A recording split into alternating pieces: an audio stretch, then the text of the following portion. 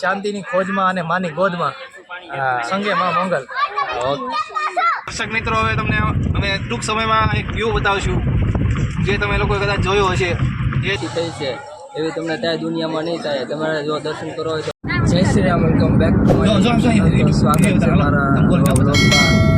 તો હવે આપણે ગાડીમાંથી બ્લોગ સ્ટાર્ટ કર્યો છે અને ફૂલ ફેમિલી સાથે જાય છે અત્યારે. હા ક્યાં કે હા કે હેલો ગાઈસ. તો હવે ફરવા જઈએ છીએ. હવે તમને ક્યાં જઈએ છીએ ત્યાં જઈને પછી તમને ખબર અવાજ બરોબર બેસી ગયો છે. તો ભાઈ અમે આવી ગયા છીએ રોહિશાળા. જો શ્રી રોહિશાળા તીર્થ, જૈન તીર્થ, ત્યાં આપણે આવી ગયા છીએ. જો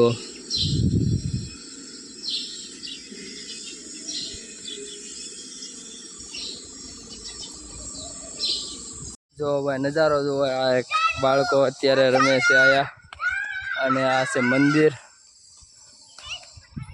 તો જોરદાર નજારા સાથે જો તમે.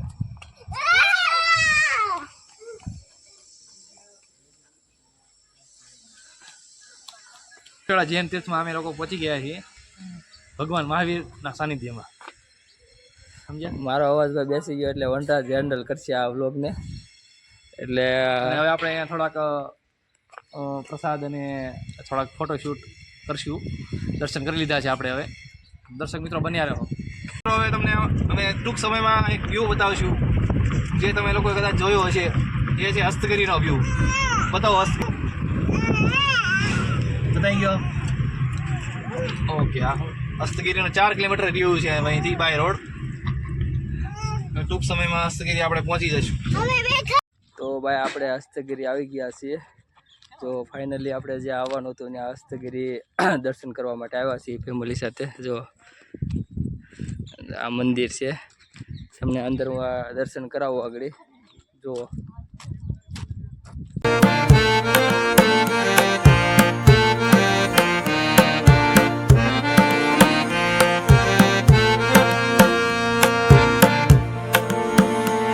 અમે હસ્તગીરી મંદિર આવી ગયા છે અને દર્શન કરો. જો આ બધા દર્શન કરી લો તમે પણ.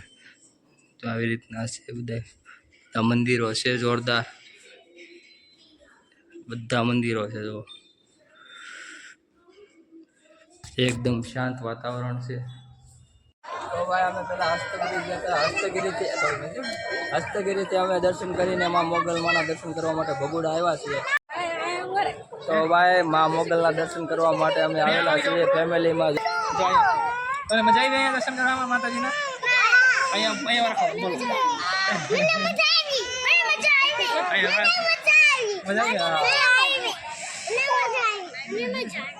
તો ભાઈ માં મોગલના દર્શન કરીને જે શાંતિ મળે એ અનુભૂતિ તમારે લેવી તો અહીંયા રૂબરૂ જવું પડે.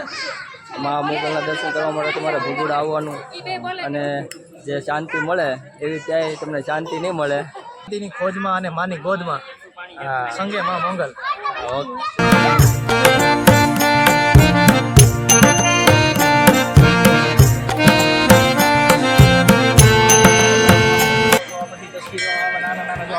ભૂલકાઓની લાગેલી છે જેમની પર મોગલના આશીર્વાદ એ બધી તસવીરો યાદી સ્વરૂપે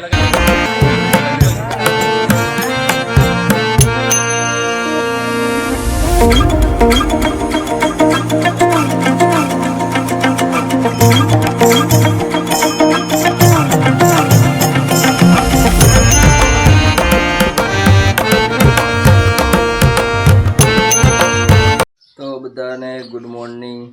તો ભાઈ કાલે આપણે ગયા હતા હસ્તગીરી ગયા હતા, ત્યાંથી માં મોગલમાના ધામ ભગોડા ગયા હતા.